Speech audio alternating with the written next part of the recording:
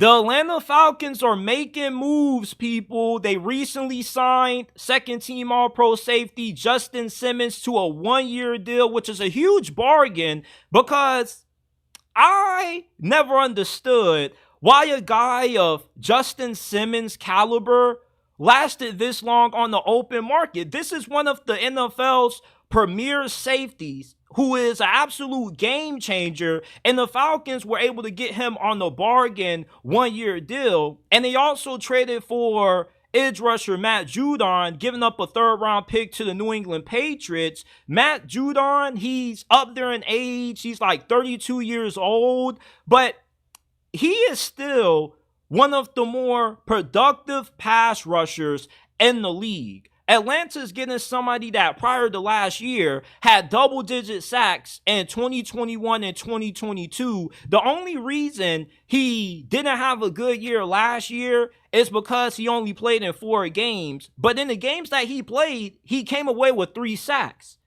The biggest problems that Atlanta has had on their defense the last few years has been that the back end of their secondary hasn't been that good. You fix that because not only do you have Justin Simmons, but they also have Jesse Bates as strong safety, who is a first-team All-Pro. You now have probably the best safety tandem in the NFL now with the signing of Justin Simmons. Jesse Bates was, in my opinion, one of the best defensive players in the league last year. Now you get Justin Simmons, and you also have A.J. Terrell. You got a pretty good secondary. Your pass rush looks way better now than what it did prior to making the move to get Matt Judon. Now you're banking on one of the younger pass rushers that you spent draft capital on in the last couple of years to end up developing and giving you around 7-8 sacks. Atlanta doesn't need outstanding pass rush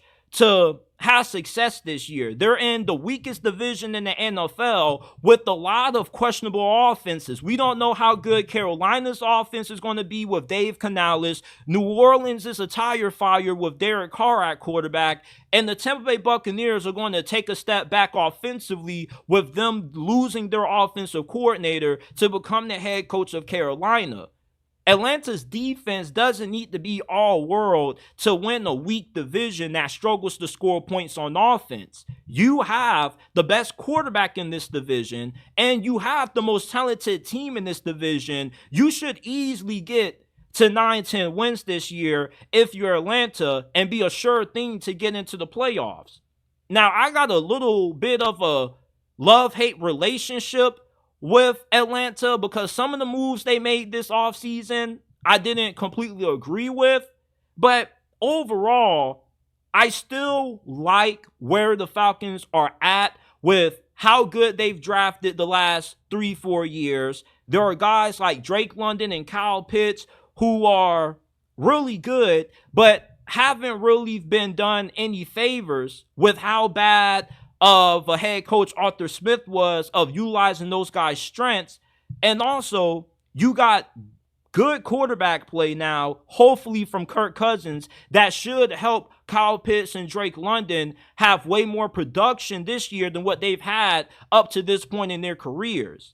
I see Atlanta as a 9, possibly 10-win team that should be a lock to make it to the playoffs this year as long as everything goes right and they don't have any crazy mishaps. And Raheem Morris is a good head coach. You know, with the talent that Raheem Morris is inheriting, this shouldn't be anything that should be a long-term rebuild. They should be able to hit the ground running this year. So that's what I'm expecting for Atlanta with the moves of Matt Judon and Justin Simmons, acquiring them. That shows me that the Falcons are really serious about putting all their chips in the table or on the table to have a big season year 1 under Raheem Morris.